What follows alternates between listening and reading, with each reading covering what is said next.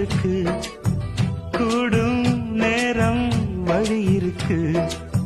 இருக்கிற நாள இருவரும் சேர்ந்து இடைபிரியாம கழிச்சிட வேணும். ஏதோ ஏதோ சொல்லத் தோணும்.